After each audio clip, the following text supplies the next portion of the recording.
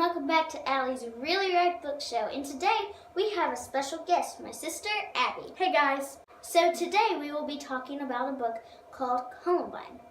But before we get started on this video, I'm just going to give out a warning that this video isn't going to be very suited for young readers because the book does deal with the darker subjects. So just be aware of that. Alright, and because of that, my dad Joe will be doing the interview instead of me. It's good to be with you today and to talk about this book, Columbine. Abby, who wrote the book? Dave Cullen, who is a journalist. All right. Columbine, what's it about? The book is about the tragic events that occurred on April 20th, 1999 at Columbine High School. Two boys, Eric Harris and Dylan Klebold, went to their school and murdered 12 students and one teacher and injured 21 people. 21 other people, wow. Yeah, I remember watching it on TV. Me and your mom lived in our apartment. And we're watching it and it's just horrifying. Cullen goes about telling the story using the people who were affected by it. He talks about the shooters' lives, the victims' lives, the parents' lives, even the community before and after the events, so you can really get a clear picture on how it really affected the whole community. Oh, by the way, what happened to the shooters?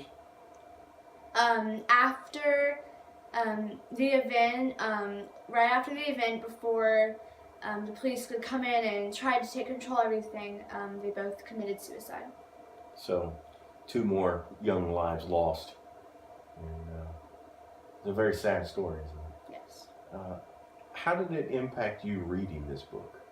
I think it really made me think about how even when there are no signs of it, you can never really tell how a person is hurting and how they're really feeling, and I should really, go out of my own way to make sure that everyone that I know, I can talk to them and make sure that they're okay. So, I mean, in saying that, are you suggesting that in some way Eric and Dylan were victims themselves? Yes, they both just had a big hate for just humanity because,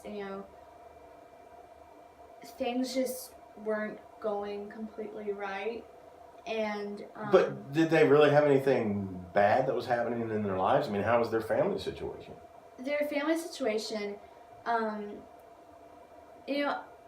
just from reading the book, we don't really know what it was like. We can't. But, with Dylan's family, his parents were completely, dumbfounded that this happened because they knew Dylan. They thought they were very close to Dylan, and he seemed like a happy kid, a normal kid. But, he wasn't happy. And Eric was a military kid, so he moved around from place to place until they finally settled in Littleton, Colorado, which is where Columbine is. But I'm pretty sure that he still had a good family life too. Mm-hmm. But no one knew. What, does it even make you think that,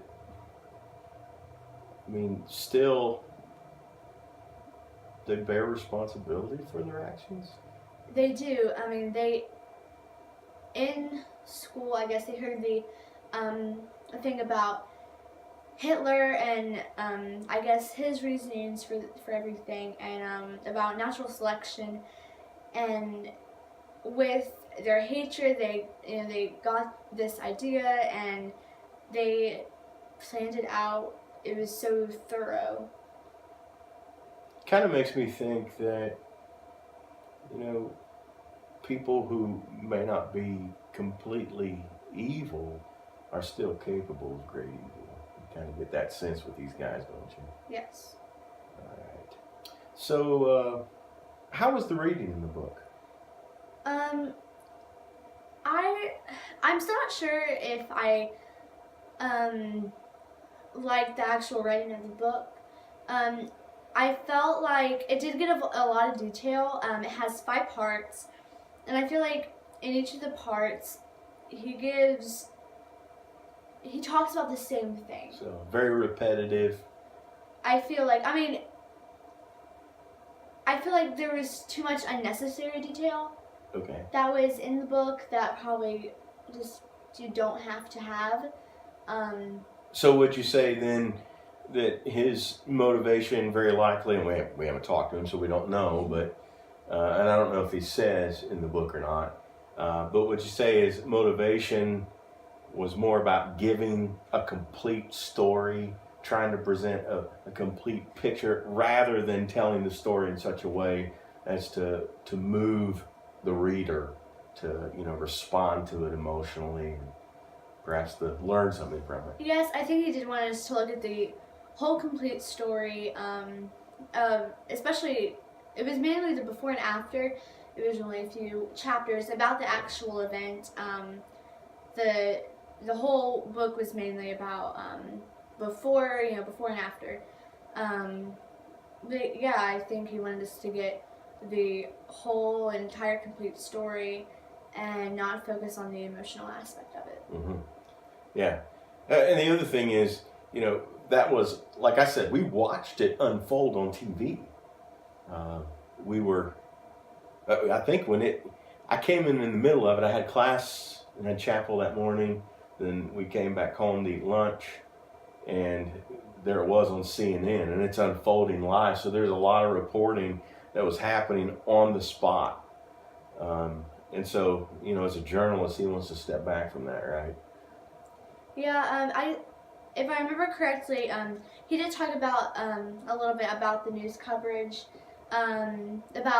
He kind of told us, what was going on in America at that point, and then how they kind of like took a step back from that and focused on Columbine. Yeah, because it was very, a sensational story. And I think I even remember that there were discussions about, these guys, being famous, infamous, I guess. They had their, 5 minutes of fame there in the spotlight because it was unfolding live on national television, or actually around the world, I guess, CNN. So, yeah, it is important to have a discussion about the broadcast news as opposed to, what a journalist such as Cullen would do to tell the story. Well, would you recommend this book to other teens and adults? I would. I think there's that we all need to realize that we should make sure.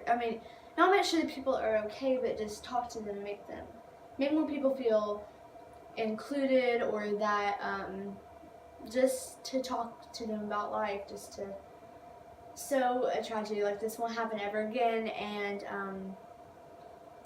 I think teens especially struggle with that more than adults do. But I think everyone needs to read this book. All right, and there you have it, Columbine by Dave Cullen.